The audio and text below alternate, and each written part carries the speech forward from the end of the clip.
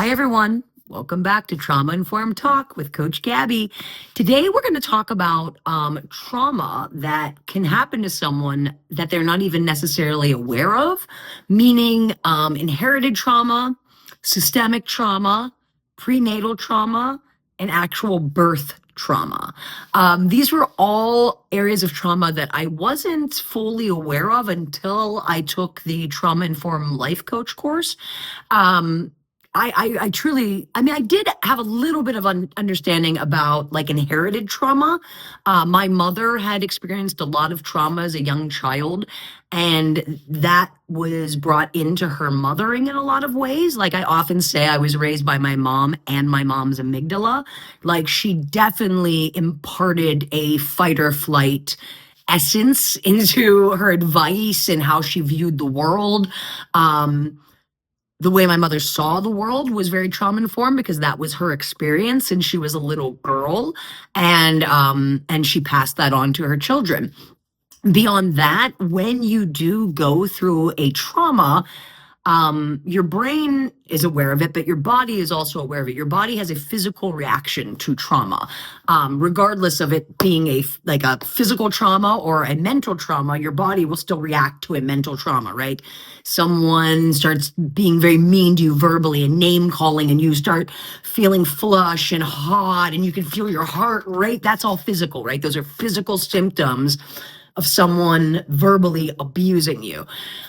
When you have physical symptoms from trauma, your cells remember trauma. Your organ tissue remembers trauma. So sometimes you aren't even conscious of a trauma. You're existing in life. Something happens that reminds you of the trauma, but you're not conscious of it, but it also reminds your cells and tissue, and they start going into that feeling of the time.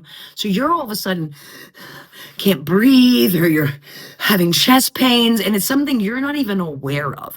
Isn't that a wild concept? I want us all to sit with that just for a little bit, that there are people in our lives, at the store next to you, and the car over there, and they've gone through trauma and they don't even know it.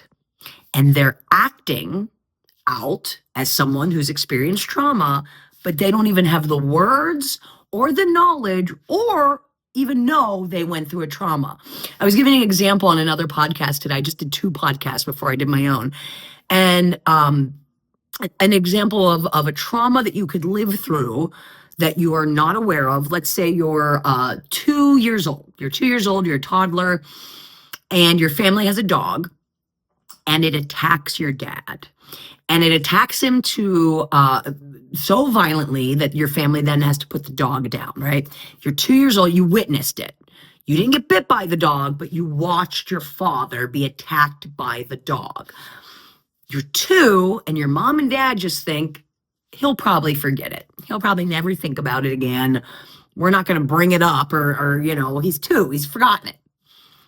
Now this 2-year-old is a 42-year-old, and anytime he's taking a walk through a park, if someone has a dog and the dog gets off the leash, he goes from 0 to 100. Like his rage level is just like, oh, what kind of idiot would have a dog off a leash? No compassion, no understanding, not wanting to know any information, just from 0 to 100 because he's taking a walk in a park and a guy doesn't have a leash on his dog. He's so irate. He believes it's just the mere act of how selfish can someone be to not have a leash on a dog. He thinks it's just the act of it. Has no idea it's based in an actual experience from his childhood because he was 2 and mom and dad thought, why don't tell him about it? He doesn't need to know he watched you get attacked by a dog. Yeah, that's what I mean. When there's trauma you can live through and you have no idea you lived through it, and then it affects you throughout your life, and you're 42 years old screaming at someone in a park and you don't even have context for your own trauma. That's wild. Can we sit with that? Can we sit with people have gone through trauma and they don't know it? Maybe their parents kept it from them. The adults in charge kept it from them. Wow. Wow. Right? So the next time you're in public and someone just loses their mind, and you're like, this isn't that big of a deal.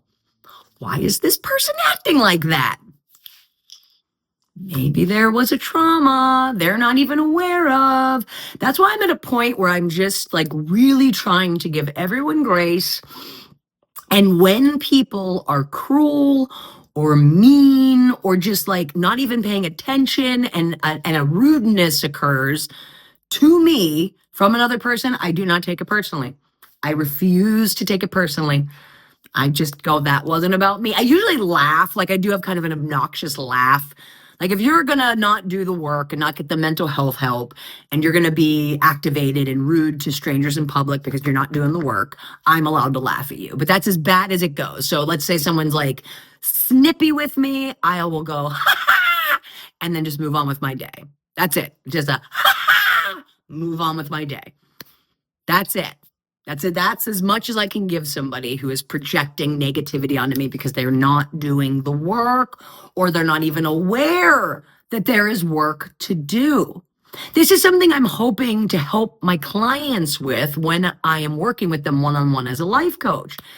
If a client comes to me and is like, Gab, I really want to write a book. I really want to write a book, but I can't get motivated, and I need someone to keep on me and help me reach my goals. And I want to have this book written in 8 months. Can you sit down with me? And what would that look like? And we come up with a plan. And I'm like, okay, so, you're going to give me this many chapters by then. And we're going to try to have this many chapters done by here. And if we're talking about it and you start saying things, oh, I could never do that, or I'm not someone who could write like that, or I'm not someone, and you have like a negative thought about yourself, and I keep hearing it, I'm going to stop and go, hey, I'm hearing like a negative stuck point. I'm wondering if maybe you've experienced a trauma, and that experience has led you to believe this thing about yourself because of that one trauma, but it doesn't mean that it's true all the time. Do you think that's possible? And we would stop and we would try to work and figure out if that was true. And let's say there is. Let's say we discover there was a trauma that you went through, and that was causing the stuck point, and that's why you're not getting your work done. I would help you as much as I can. I would tell you everything that I have done in therapy. But if you need an actual therapist, I'm then going to help you find a therapist. We will find one that specializes in trauma. We will find someone who specializes in EMDR if that's specifically what you need. And that's how I will help you as a life coach. I can also stay on board as you're going to session. There's a lot of work that has to take place in therapy. Like the only reason I've had the success I've had is because I did the work. My therapist, we would go over something, she'd give me worksheets. We'd go over something, she'd tell me to buy a book. She would go over something, more worksheets, and I would do the work, and I would journal, and I would take notes, and I would meditate. So let's say I get you in with a therapist and it's a lot of work and you're like overwhelmed and you don't want to do the work. I can help you with that as well. This is not another plug for you to hire me. I'm just trying to interweave like life coaching and trying to help out giving you free information about trauma. So yeah, talking about, generational trauma, inherent trauma, systemic trauma. I have my best friend actually got her PhD talking about systemic trauma and what that looks like within the school systems. And the need for mental health help, and when parents aren't getting the help, and then it trickles down to the kids, and then the kids don't get the help, and then it trickles down to their kids, and that's how it becomes generational. Prenatal. Wow. That one made me sit with, right? Prenatal trauma. The baby in the womb. The baby in the womb is experiencing trauma. Maybe mom is not in a good home life where she's pregnant with the baby and they can hear that. Maybe mom is, not able to get the right vitamins, or maybe mom has an addiction and she's taking a drug or alcohol that's hurting the baby, that's all valid. These kids who are born addicted, they're not just born addicted, they're born traumatized and addicted. And I wonder how much do we ever make space for that, for those kids who then become adults if they didn't get the help that they needed. I don't want to make trauma seem like something we can't avoid, but it might be something that's hard to avoid. So why can't we talk about it in a healthy way and process it in a healthy way so that we can go on and continue to live healthy lives rather than ignoring trauma, pretending like it's not real, it doesn't exist, and then flipping out at CVS because you had to wait in line and you're screaming at a minimum wage employee. And maybe there's something else going on, is all I'm trying to say. I really think trauma informed existence is the only way we are going to be able to exist as a society globally. We need to acknowledge trauma. I feel deeply that if truly that if humankind could understand trauma and world leaders could understand trauma, we would find an end to war, right? Like if we can all acknowledge how damaging trauma is, can we kind of make that the reason why we don't need war? Because it causes nothing but trauma, right? Yeah, prenatal was really sad. Birth trauma. When they talked about birth trauma, my jaw hit the floor.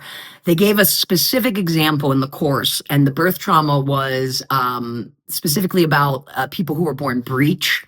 So if you're born breech, you're physically stuck in your mother's womb. That's the difficulty, and the baby's all twisted up, and they come out usually rear first, like they come out in a very difficult birth for the mother. They're physically stuck in the mother. And in the course, they were like, do you know anyone who was born breech? And I'm like, I know 2 people I'm very close with that are born breech.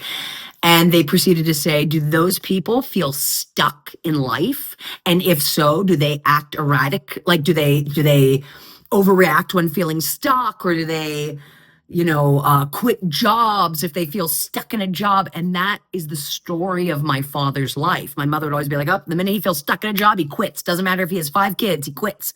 And my father was born breech. My sister hates being stuck. Like she was born breech. They both also had, interesting relationships with their mothers. You know what I mean? And don't you think that was a combined trauma from the mother and the child? I don't think it's very comfortable for a mom to have a child be breech and that delivery. So that's the trauma for the mom and the trauma for the kid. That's one of the biggest problems with trauma is it's like one of those things where it's like, no, my trauma. I don't care about your trauma.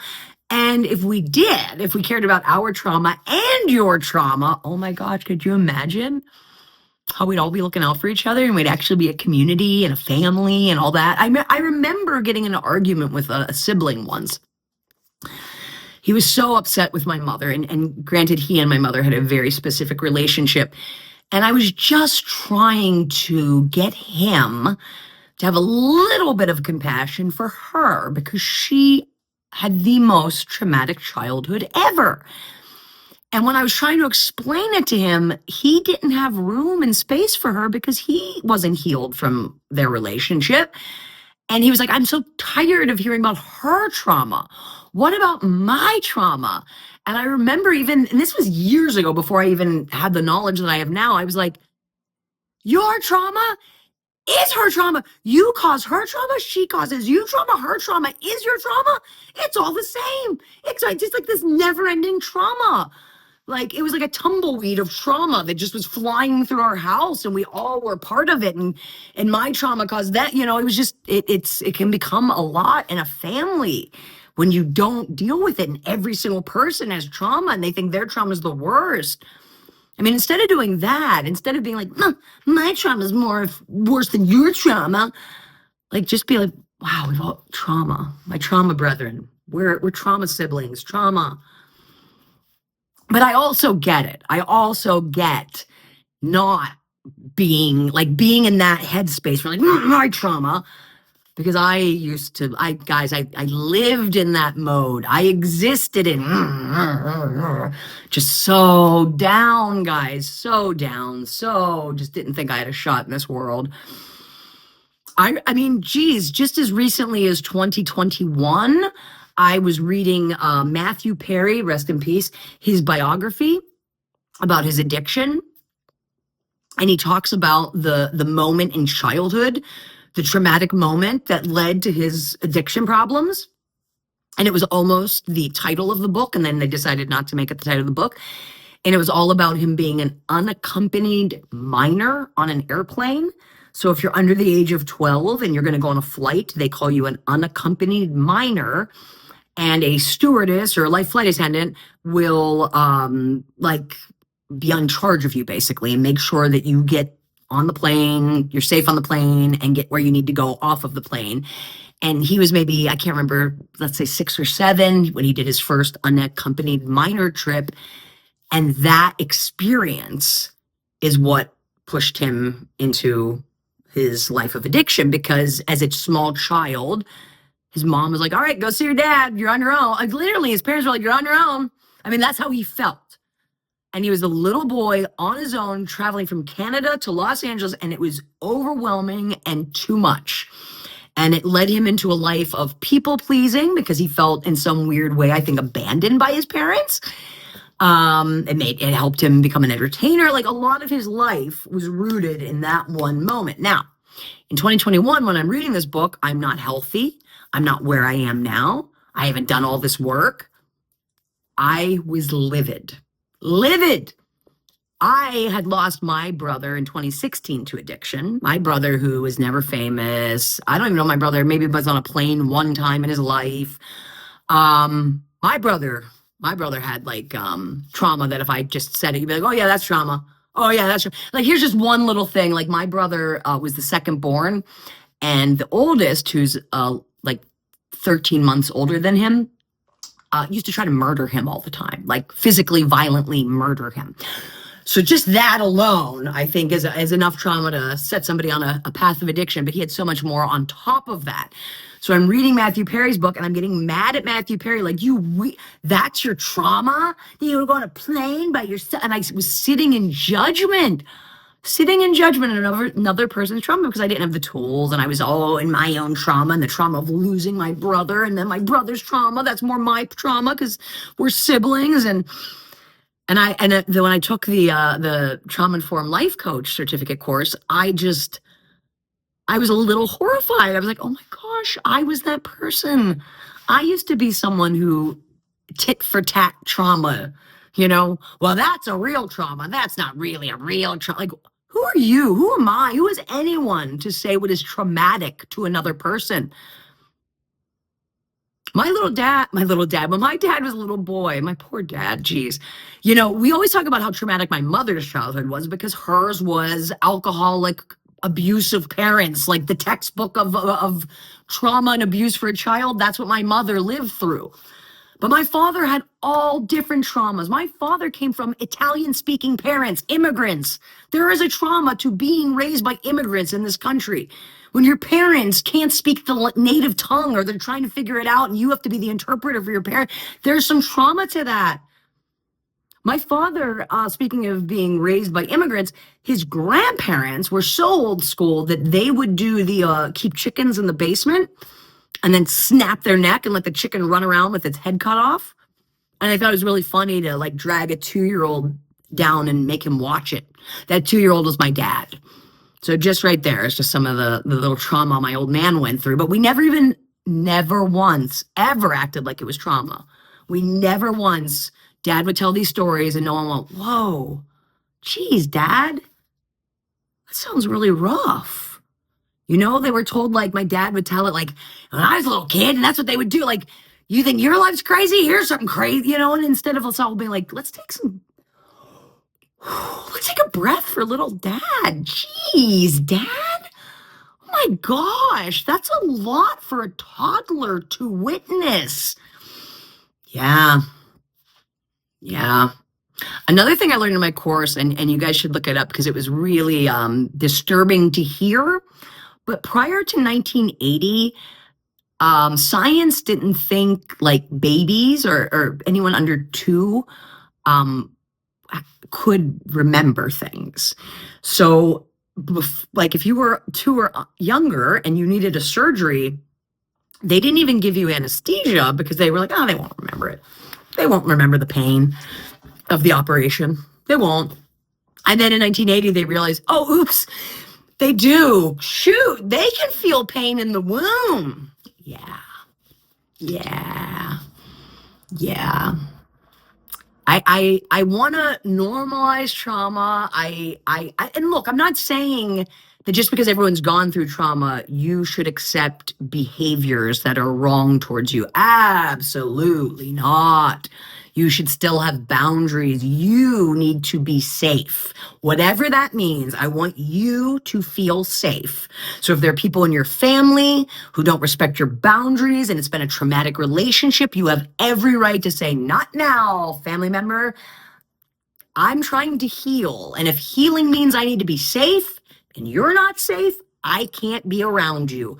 That is fine. But I would also acknowledge, I guarantee you, the person who's been torturing you in your family is also being tortured by someone, has been tortured. They need to do work. I mean, everyone needs to do work, physical, mental, right? It's just, I'm so tired of it being like, oh, well, she was in a car accident. That's a real trauma. You should see a therapist.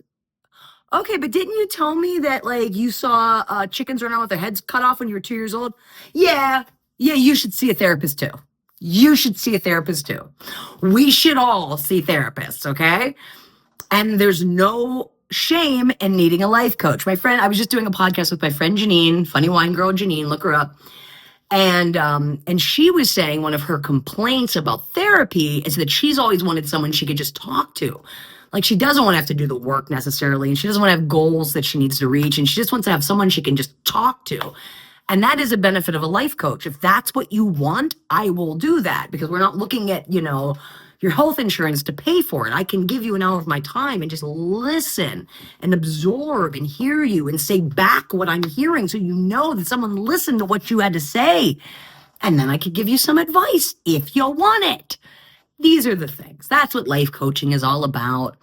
But I think as we exist and start acknowledging the traumas that we have individually went through, we can also acknowledge traumas that we went through with others. I mean, this pandemic, come on, we all went through that together, right? I mean, there are a lot of traumatic things throughout life.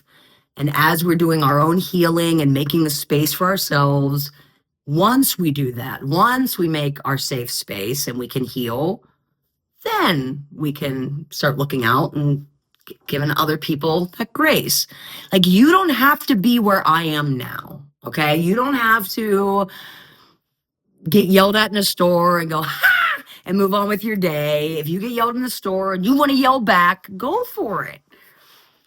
It might not make you feel good and you might ruminate on it for the rest of the day. Be like, why did I yell at that person? When you get to where I am, you don't have to worry about that anymore. You're just like, and you forget about it and you don't even think about it again. And it's the best gift in the world. But you don't need to be there today. I truly have been in therapy for my entire life. So it's taken a long time to get here, gang. You're not going to do it overnight. But I do think it can become comforting to know that everybody has gone through trauma and you're not alone and you have every right to heal and feel safe and feel good and achieve your dreams and achieve your goals and be the best version of you. That's all. That's all we're going for. That's all I'm trying to do on this channel. Just want us all to feel the best we can feel. That's all I want. We all deserve that, okay? Every single one of us. Every single one of us. If you're watching me right now and you're like, oh no, I'm always activated and I'm always yelling at people, I'm still your friend. I want you to get help too. Okay, this isn't just for the people who are nice all the time. No, this channel is for the people who are mean all the time. Why are you mean all the time? I want to help you so you don't have to be mean all the time. And you can start smiling and laughing and having fun, right? Right? Aren't we all just people trying? Haven't we all been the mean person? Haven't we all been the angry person? Haven't we all been the sad person? Haven't we all been the happy person? Happy's better. You guys know it. You know it is. So that's what we're trying to do. We're trying to get us all mentally well. Because I truly believe it. If we all take care of ourselves, mentally, physically well, come together as a community. Oh, baby, are we gonna thrive? It's gonna be a bunch of strong minded, strong bodied, healthy people. And if you're like, but Gab, I'm in a wheelchair. Yeah, you could still be a healthy person in a wheelchair. I don't think a disability means you're not healthy. Even if you have a disability, you could be the healthiest you could be with that disability. I've got bleeding stomach ulcers. They're not bleeding right now because I'm taking care of them. Yeah, that's what I mean. We're all in this, gang. We're all a team. So we're going to start with ourselves. That's what we're doing. We're taking care of us. And once we're good, we're going to reach out into our community. We're going to lift people up. That's what we're going to do. It's going to be good. It really is. It really is. And I know, especially in America right now, feels tumultuous. Half the country's happy, half the country isn't. But at the end of the day, every day is your day. There will be days where the powers that be are going to vote on things or change laws, and it may or it may not affect you. Don't let the rhetoric break you down. Don't let other people's words ever define you or define your value, right? Like you know who you are. You know who you are. And if someone you don't respect is speaking ill of you or a community you align yourself with, why are you even listening? You don't respect them. Do you really care what someone you don't respect says? And come on, American politics is kind of a show. 4 years. You can do anything for 4 years. And if you are so upset and you want to revolt, but you don't know how, baby, revolt by not taking it on. Revolt by keeping your peace. Revolt by keeping your joy. Revolt by keeping hope alive and saying, okay, this might be a dark 4 years or a grim 4 years. Or if you're on the other side, you're like, this is going to be the best 4 years of my life. The next 4 years you might not like, right? So let's just take care of ourselves, right? We're going to make sure we are taking care of us. We're not going to give other people's words power. We're not going to give other people's hatred of us power, because when they say they hate us or they hate a community or they hate do they really? I mean, do you really? I don't know. I watched the inauguration yesterday, and if President Trump said anything that I didn't agree with, you know what I did? I went, ha, and moved on. That laugh, I'm telling you, it'll give you freedom. Like when anyone says anything that is just so out there and no one in the room is willing to be like, no, that was out there. You can count on Gab. I'll do this. You can count on it. You can count on it. I don't know if it's a glitch. I don't know if it's like one of my auditory loops, but it's what I do now. It's what I do when the absurdity of life is too much. And I'm not letting it bring me down. I'm really not. I can't. I cannot. I'm not going to let sound bites define me. I'm not going to let other people's words. I'm not going to let, I'm just not going to, because I still have to go on, right? No matter what new rule or right they take away from us, we still have to get up and go on. I mean, I had to get up and go on after my mom passed away, to get up and go on after my dad passed away, to get up and go on after my brother passed away. And I had to get up and go on when they reversed Roe v. Wade, and I'm a woman who can still get pregnant, right? Like, I mean, I had to get up and keep going. And when you keep going, and you keep going with a big smile on your face, you're winning. You're winning. You're winning.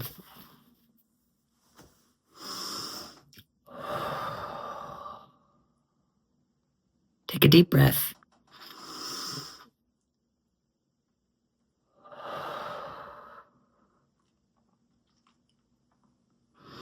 Put your hand on your heart. You're alive. Yep, you're alive. Maybe behind your ears. Right here, at your glands, where you can feel your pulse.